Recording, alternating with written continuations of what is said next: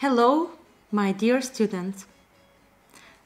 I hope everything is okay and you are ready to start a new lesson, a new virtual lesson, by the way, together with me.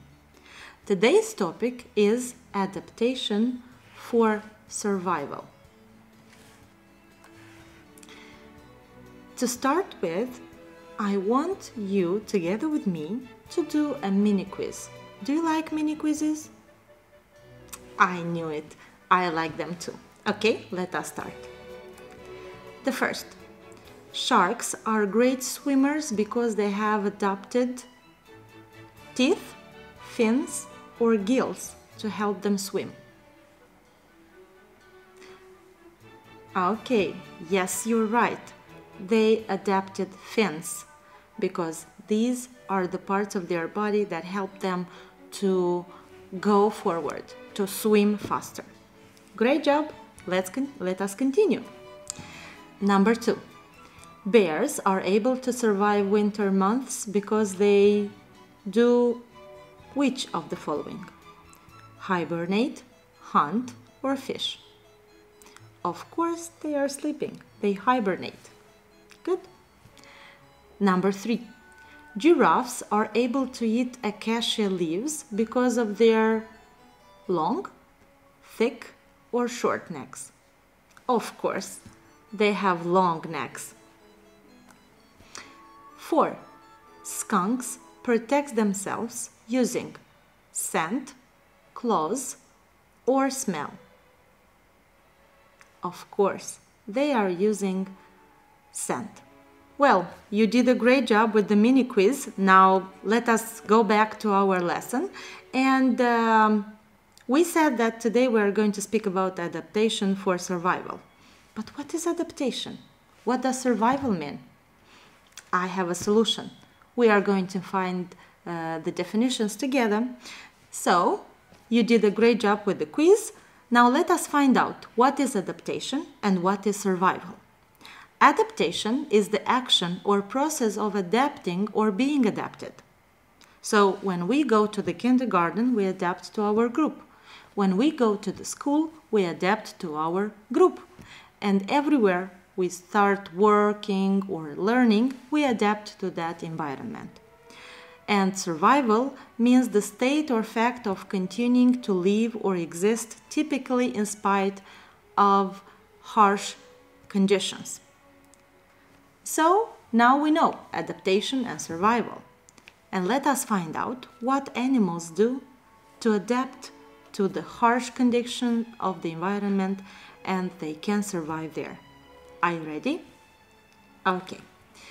So the task is listen and be ready to answer the questions. Are you ready? Let's start. Today we are going to speak about how the polar bear adapts to this cold environment. Features that help organisms survive are called adaptations. Polar bears have many adaptations that help them survive in the cold Arctic. They have thick coat of fur made up of hollow hairs. Because they are hollow, these hairs not only keep the bears warm, but help them stay afloat, so they don't sink. Their small ears help keep water out and stop their eardrums freezing. And the long hairs between the pads on their feet help them grip the ice. So in this way, the polar bear is adapted to that cold environment where he lives.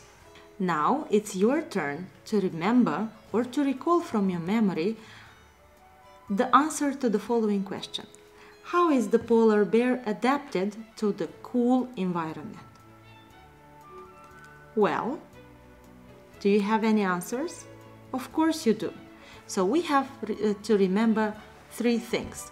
So he has a thick coat of fur that keeps him warm. Number 2, the small ears keep water out and keep the eardrums from freezing. And number 3, he has hollow hair on his feet, and in this way he can grip the ice. Great job! Now let us continue. You know, all the time when we want to learn something, we need to practice.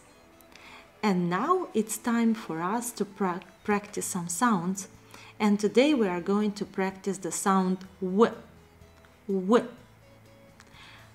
This is a tongue twister, and you can see it on your screens. The procedure is this. First, we are going to read it in a slower way.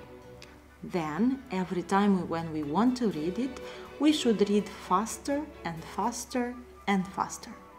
But we should keep in mind that we need to pronounce correct the words. If you are ready, let us start. Tongue twister. How much wood would a woodchuck chuck if a woodchuck could chuck wood? He would chuck, he would, as much as he could, and chuck as much wood as a woodchuck would if a woodchuck could chuck wood. This is our first try. The next. Now we are going to read faster. How much wood would a woodchuck chuck if a woodchuck could chuck the wood? He would chuck he would as much as he could and chuck as much wood as a woodchuck would if a woodchuck could chuck wood. Good. And now we should do it faster. Try to pronounce the sound W correctly. Mind your pronunciation. Okay, let us start. How much wood would a woodchuck chuck if a woodchuck could chuck wood? He would chuck he wood as much as he could and chuck as much wood as a woodchuck would if a woodchuck could chuck wood. If you want to practice more, you can pause this video and try to read as much as you can this tongue twister. If you want to read more tongue twisters, you can also do searching them on the internet. Well, the most important thing for me is for you to pronounce this sound and also to pay attention that in this tongue twister, I changed the font of some words like could and would. Tell me please, what type of words are these? Yes, you are right. They are modals. And today we are going to speak about modal verbs. We should keep in mind the following, that modal verbs can describe ability, permission, advice, obligation, and possibility. From the group of ability, we know about the modal verbs can and could. Permission, can, could, and may. For example, may I come in? Can I borrow your pen? And so on. Advice, should. You should go to see the doctor, or you should call her, and etc. Obligation, must and have to. I must finish this project. I have to do this thing. And possibility, might, may, can, and could. Well, if everything is clear, it's time for us to practice modal verbs. Now, look please at these 4 sentences, pause this video, work with the modal verbs, and then come back to our lesson and we will check together. So, are you ready? Let us check. Number 1. Such natural resources can be found only in Africa.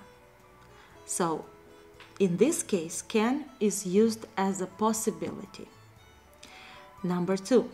When George was young, he could play the violin very well. So, this refers to the ability that George had when he was small. Number 3. My father's car broke down, so he had to take me to school by bus. So this is an obligation because the circumstances forced my dad to take me to school by bus.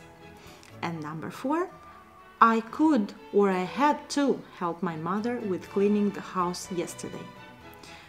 We can use could because we can speak about the ability, and also we can use had to speak about the obligation. Maybe I was obliged to help my mother.